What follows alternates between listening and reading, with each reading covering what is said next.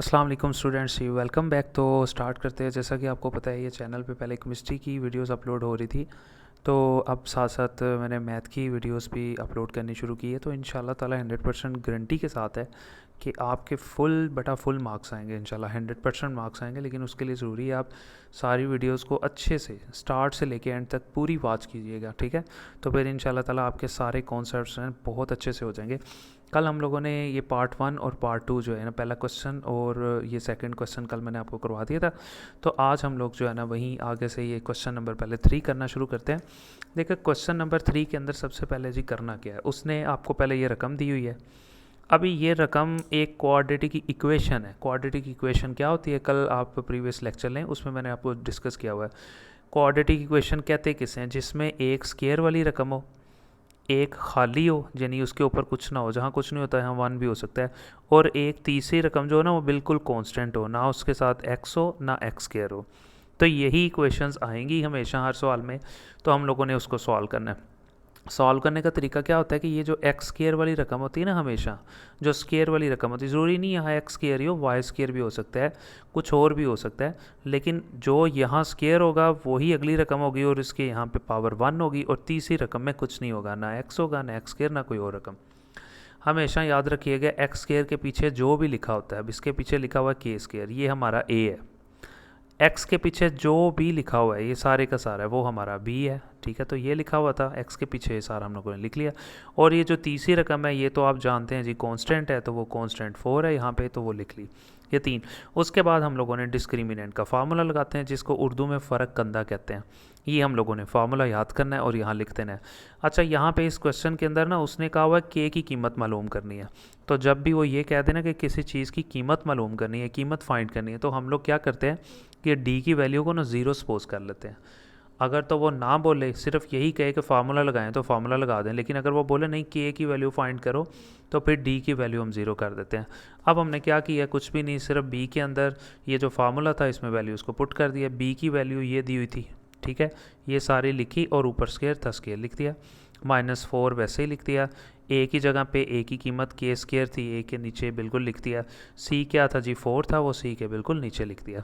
उसके बाद हम लोग सॉल्व कर लेंगे, सिंपल, ये 0 था। उसके बाद आपको पता है यहाँ पे क्या किया उसने, 2 का, अच्छा ये स्केयर दोनों के लिए था, इस 2 के लिए भी स्केयर था और k+1 के लिए भी स्केयर था, मैंने अलग अलग कर दिया। 2 का स्केयर लिया तो 4 वो अलग लिख दिया, और k+1 का स्केयर जो है ना मैंने अलग से लिख दिया, ताकि इसको अलग हल कर लें। अब जाहिर है ब्रैकेट इस वजह से लगाई क्योंकि जाहिर है ये 4 इससे मल्टीप्लाई भी हो रहा है यहाँ पे, माइनस वैसे ही आ गया, 4 को 4 से मल्टीप्लाई किया 16 आ गया, और के स्केयर वैसे ही आ गया, तीनों मल्टीप्लाई होते नीचे लिख दिए। अच्छा जी, उसके बाद फिर क्या किया, ये 4 तो आपको पता है वैसे ही आ गया, और अंदर फार्मूला लगा देंगे a+b का होल स्केयर, जो कि 9th का फार्मूला है, ए स्केयर प्लस, आपको पता है पहली रकम ए होती है और दूसरी रकम बी होती है।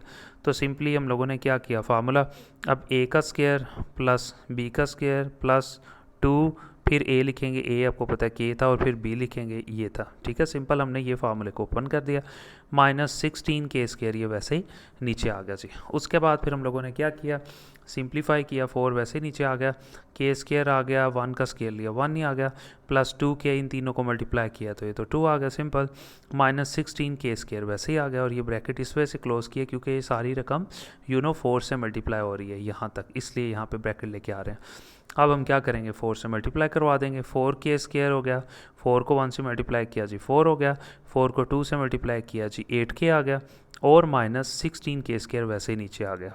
अब हम क्या करेंगे, तरतीब से लिख लेंगे, जो के स्केयर वाली रकम है उसे पहले लिखेंगे, और फिर खाली के वाली, और फिर बिल्कुल ऐसी रकम जिसमें ना के है ना के स्केयर। देखिए सबसे पहले के स्केयर वाली, हमेशा हर सवाल में एक के स्केयर वाली ये थी, और दूसरी के स्केयर वाली ये थी -16 के स्केयर, ये मैंने तरतीब से लिख लिया। अब खाली के वाली, एक 8 के था वो लिखा, उसके पीछे जो साइन हो वही लिखना है, और ये +4 था इसको लिख दिया। हमने सिर्फ रीअरेंज किया, तरतीब दी है, के स्केयर वाली पहले दोनों लिख ली, फिर खाली के वाली लिख ली, और फिर बिल्कुल कांस्टेंट लिख दिया जिसके साथ कुछ भी नहीं था। अब आपको पता है ये 4 के स्केयर है, ये 16 के स्केयर है, ये दोनों आपस में प्लस माइनस हो सकते हैं।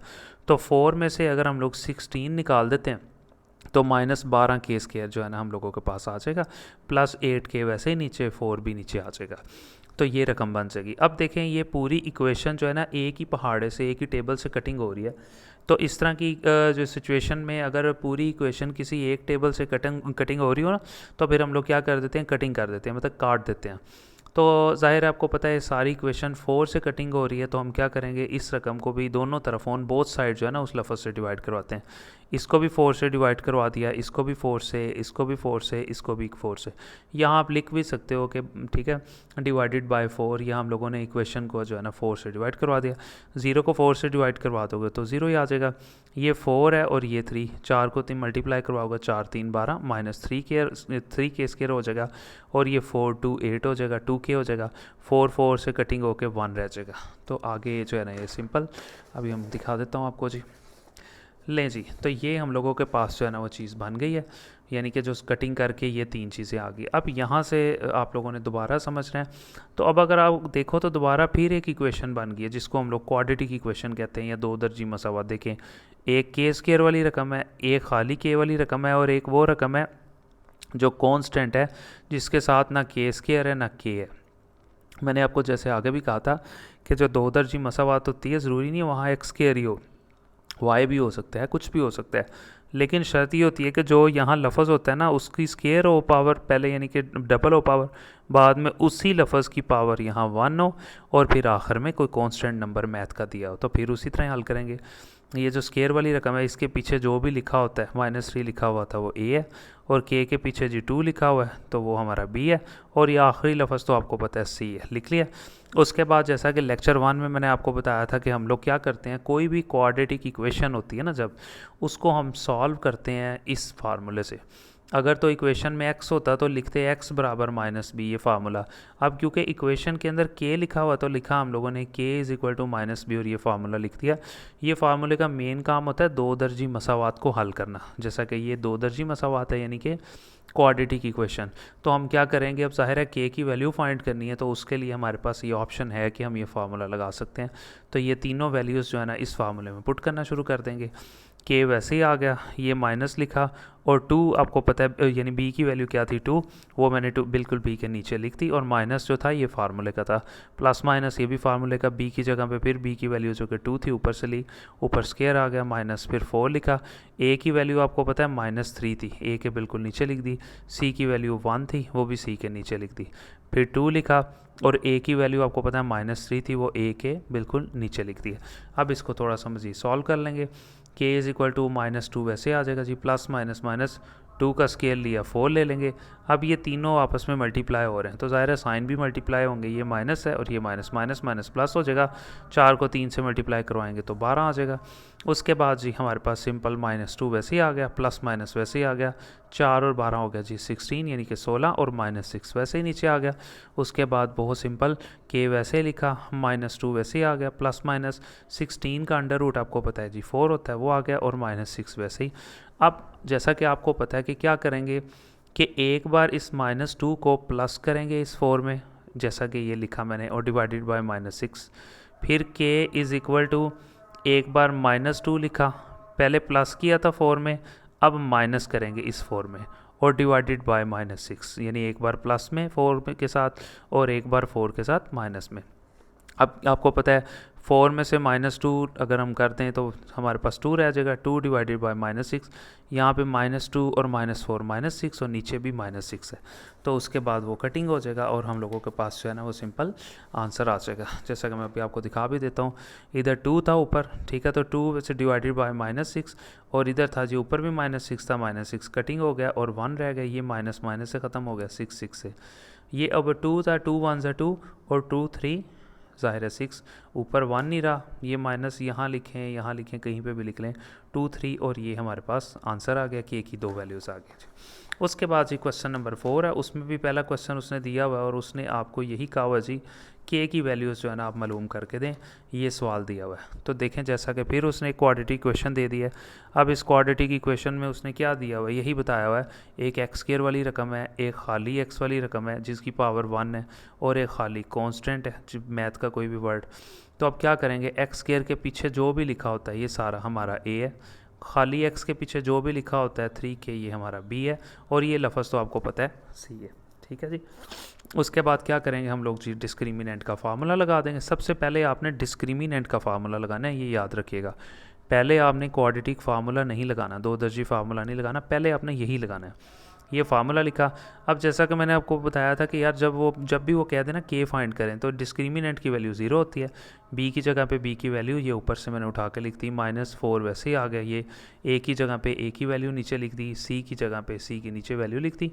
उसके बाद 0 वैसे ही आ गया। 3 का स्केयर लिया और के का भी स्केयर लिया, 3 का स्केयर लिया 9 आ गया, के का स्केयर लिया के स्केयर माइनस वैसे ही आ गया। अब ये जो 4 है ना, इस 3 से पहले मैंने मल्टीप्लाई करवाया, से तो तीनों हो रहे हैं लेकिन मैंने पहले इन दोनों को मल्टीप्लाई करवाया, तो ये 4 3 हो गया 12 और 2 के -1 वैसे ही नीचे आ गया जी। उसके बाद है जी 9 के स्केयर वैसे ही। अब ये -12 था बाहर, पहले -12 इस 2 के से मल्टीप्लाई हुआ, ये माइनस था तो 12 इस 2 के से मल्टीप्लाई हो गया तो ये हो गया -24 के। अब ये बाहर माइनस था तो अंदर का साइन ज़ाहिर चेंज हो जाएगा, जब ये -12 जाके मल्टीप्लाई होगा माइनस से, ये बाहर माइनस था अंदर का साइन हो जाएगा प्लस, और 12 को 1 से मल्टीप्लाई किया तो 12। तो जैसा कि आपको आगे भी बताया था कि कोई भी इक्वेशन हो अगर वो एक टेबल पे कटिंग हो रही हो तो उसको फिर हम लोग क्या कर देते हैं, ऑन बोथ साइड जो है ना किसी एक टेबल से कटिंग कर देते हैं।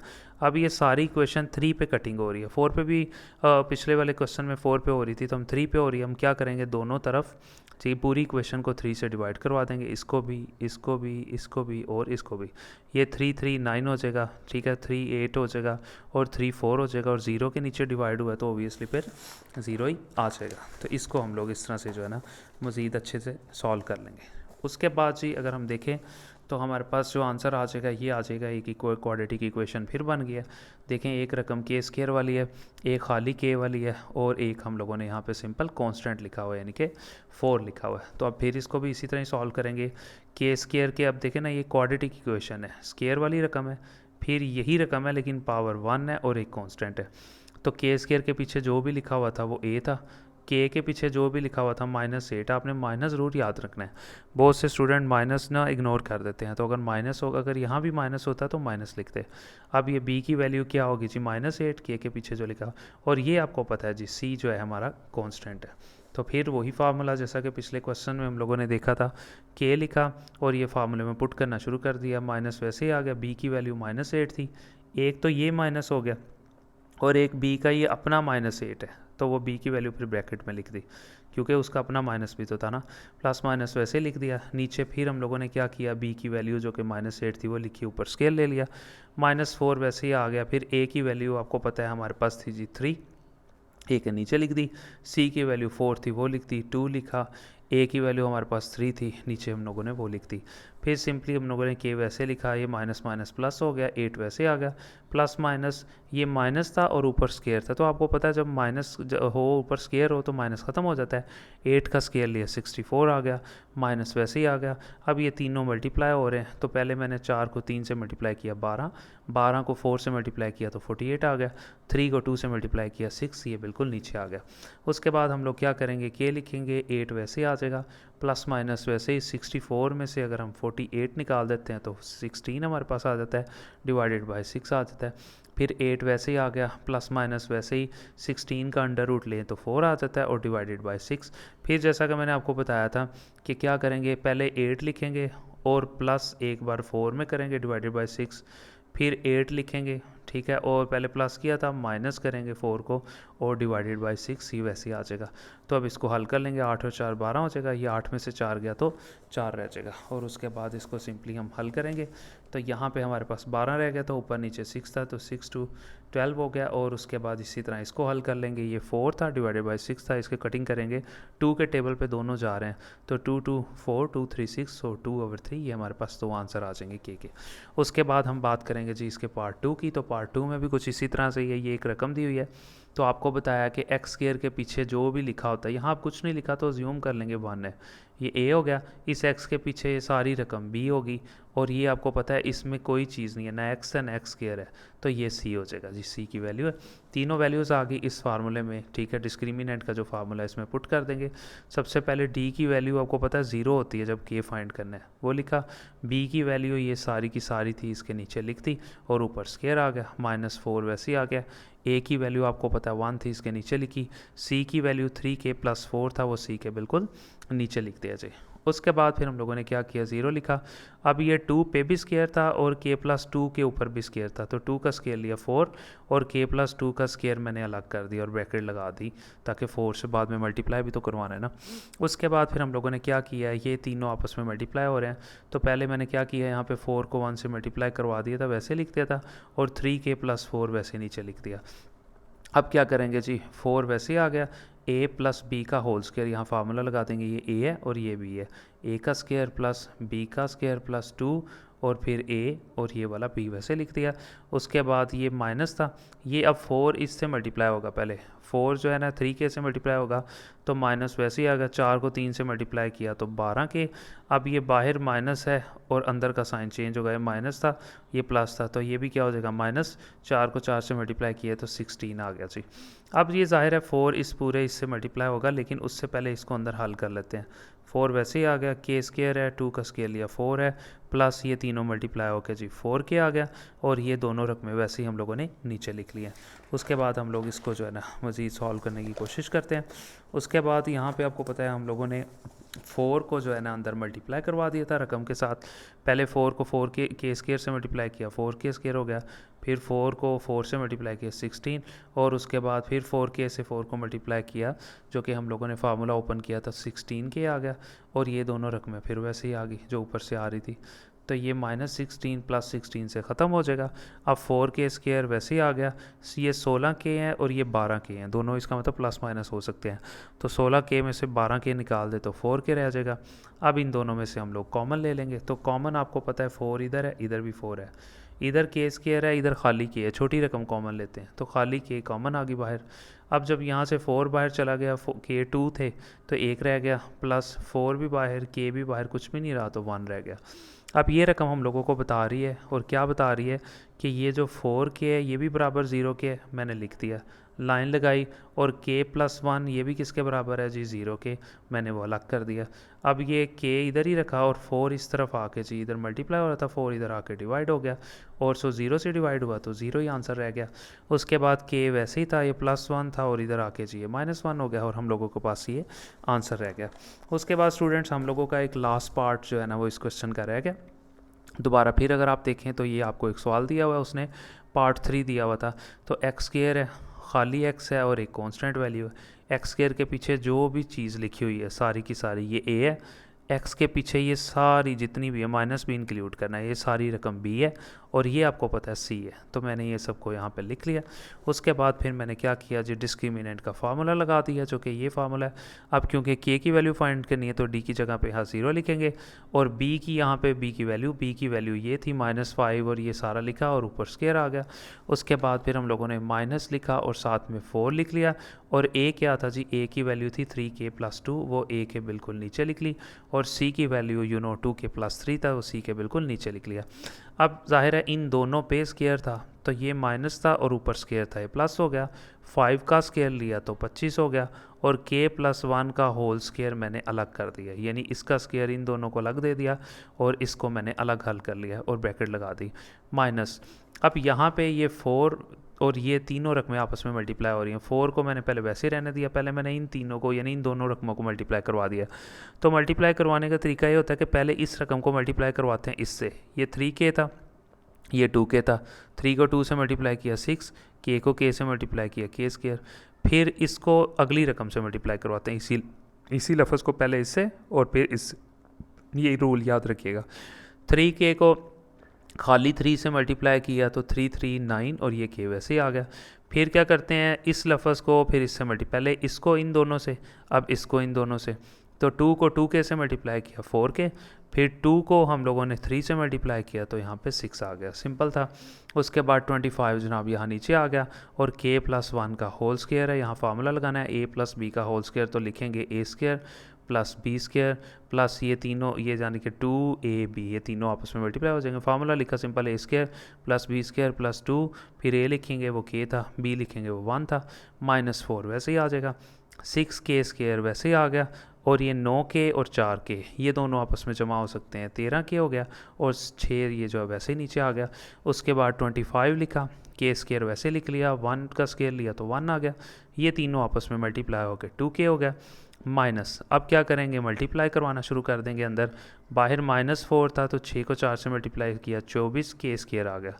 फिर बाहर माइनस था और अंदर का साइन प्लस था, तो ये माइनस और ये माइनस हो गया। तो 4 को जब हम लोगों ने 13 से मल्टीप्लाई किया, ठीक है, 13 के से मल्टीप्लाई किया तो ये होगा जी 52 के। फिर -4 को मल्टीप्लाई किया इस +6 से, तो ये माइनस था और ये प्लस, तो बाहर माइनस था तो साइन चेंज हो गया। 6 को 4 से मल्टीप्लाई किया तो 24 आ गया। अब हमें इसे ओपन कर लेंगे सिंपल। अब 25 इस तीनों रकमों से मल्टीप्लाई हो रहा है। 25 को के स्क्वायर से मल्टीप्लाई किया 25 के स्क्वायर, 25 को 1 से मल्टीप्लाई 25 को 2 के से मल्टीप्लाई किया जी 50 के आ गया।